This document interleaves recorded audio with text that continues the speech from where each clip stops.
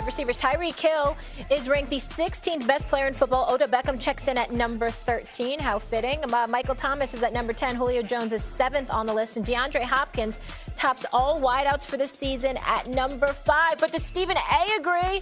It is time for Stephen's A-List. You're damn right it is. You know exactly what time it is. Stephen's A-List. I'm going to tell you the top 5 receivers in the NFL for this upcoming 2019 season. Let's go to number 5 on the list. My man, Tyreek Hill. Why? Because even though you got Travis Kelce there, which is Patrick Mahomes' number 1 target, without Kareem Hunt, Max Kellerman, you know Andy Reid is going to go all out. He's going to air it out. We're going to see Tyreek Hill get even more action.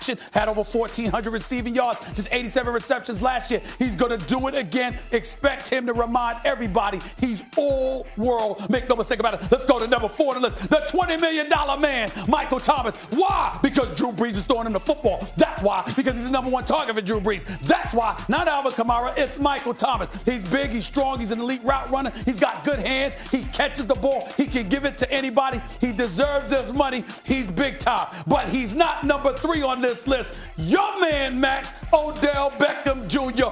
Why? Because Baker Mayfield is throwing him the football. Because Jarvis Landry is on the other side. Because Njoku is at the tight end spot. Kareem Hunt will be there after 8 games. Nick Chubb is your running back. If you are Baker Mayfield, that's still your number 1 option. Plus OBJ has got something to prove. How dare the Giants let him go? The brother's got attitude. I expect him to take it out on defenders. Let's go to number 2 on the list. DeAndre Hopkins, the Houston Texan. Why? The man did not drop a pass last year. In all the targets, did not drop 1 pass. We know how elite those hands are. We know how elite an athlete he is. If Bill O'Brien put better pieces around him and Deshaun Watson, who knows what Houston would accomplish. But nobody ever questions the greatness of DeAndre Hopkins. We have seen him elevate and ascend. He is obviously one of the top 2 receivers in the world right now. Number 1 on this list for the upcoming season, Julio Jones. Why? Have you seen the Atlanta Falcons roster? Have you seen this offense? Did you know that Devontae Freeman is coming back? You got Mohamed Sanu in his slot. You got Calvin Ridley, who's an absolute stud. Matt Ryan is one of the best quarterbacks in football. He can throw the football. Julio Jones is elite. I know for people who are asking, where the hell is Antonio Brown in this list? Remember, this is not about who the best receiver is at this moment. It's about who they're going to be this upcoming season. I'm not questioning anything about Antonio Brown. Okay. I'm questioning Derek Carr and whether or not Derek Carr will be able to be Ben Roethlisberger. Hold up 1 second. I had to bring in the big guns for this. We need a former receiver, Super Bowl champ. There he is, Victor Cruz. You'll be a part of this judging process. Good to have you with us. Thanks but Max, I know you want to get in here. I love the names you have on the list. I love the fact you include Tyreek Hill. Yep. I think he deserves to be there. I would quibble with the top of it. I put Odell 1. Odell now reminds me of where Calvin Johnson was when he overcame, I mentioned it earlier in the show, from the Texans, Johnson. Andre Johnson? Andre Johnson, excuse me, Andre Johnson. Because of DeAndre Hopkins, I'm thinking DeAndre. Okay. Andre Johnson, who was holding off Calvin Johnson's obvious, all-world transcendent talent with his own excellent play every year. And finally, it was too much, and Calvin Johnson ascended. Mm-hmm. That's where I think Odell is right now. He's on a team finally with a quarterback who can get him the ball and weapons all around so you can't concentrate as much defensive attention on him as he has in the past, okay? I expect Odell to be the best receiver in football and prove it this year. Julio Jones at 2, I'd have DeAndre Hopkins at 3, but okay, you can quibble about the order. Here's the thing. Michael Thomas is an excellent receiver who really benefits from the quarterback and the system in which he plays. And to just eliminate AB, are we talking about the numbers they're going to put up? Because if we're talking about fantasy numbers, Juju Smith-Schuster is going to be off the chains this year.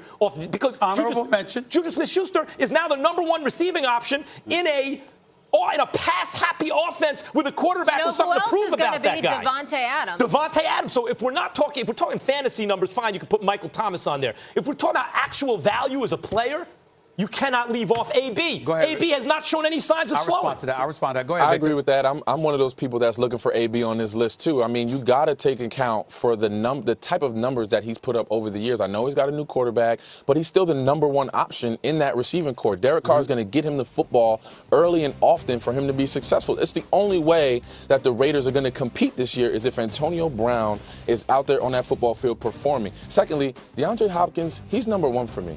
And you said it, Stephen, that he didn't drop a single pass last year. What do you want your great wide receivers to do? Not drop the ball. And he did that all of last year. He did not drop a football. And then coming up this year, still got the same quarterback, still has the same rapport with him. And I expect the same type of results. Not dropping the football, being the toughest wide receiver on the field whenever he steps onto it, and then just being that dog that we know he is when the football's in his hands. Chris Carter, Larry Fitzgerald, and now DeAndre Hopkins. Allow me to chime in to both of y'all points. Here's the part that I think y'all missing. I'm not questioning the skill set and the greatness of Antonio Brown at all. I'm questioning whether or not that chemistry or lack thereof, because of all of that missed time, is going to affect him with Derek Carr. If Big Ben Roethlisberger is still a quarterback and Antonio Brown is still in Pittsburgh, he's top 2 to me. But I'm thinking along those lines. You look at Tyreek Hill, he's still going to have Patrick Mahomes throwing him the football. You're looking at Michael Thomas, he's still going to have Drew Brees throwing him the football, even though Odell Beckham Jr. is having Baker Mayfield throwing him the football. When you consider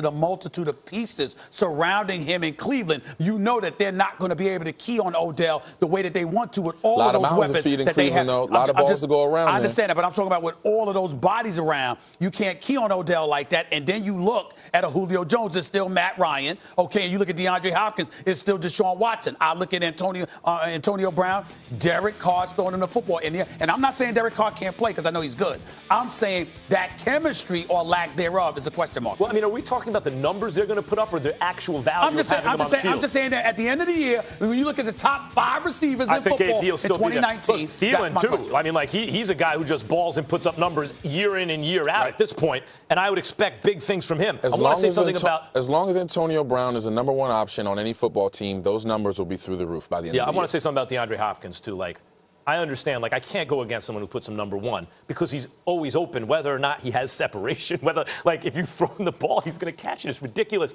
And as I said, he's in that lineage, to me, of Chris Carter and Larry Fitzgerald. He's the hands guy of this era where it's just ridiculous.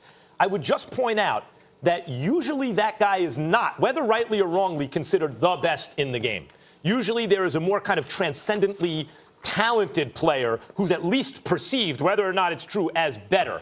And I am guilty, like I am one of those people who perceive that guy as different. And to me, that's Odell. Different. And it's always the eye test, right, Max? It's one thing when you look at the numbers and you see what they have, and it's another thing when you watch them play. When you watch Odell Beckham Jr. play, he has a transcendent, package of skills that we haven't seen before that is second to none. So it's always, it's always the difference between the numbers and what we see as opposed to the eye test and watching games, watching him run routes, watching him catch the football. The way he does it, it just feels different than any of those receivers on that list. Yeah, Chris Carter or Randy Moss. Love Chris Carter. I'll take Randy Moss.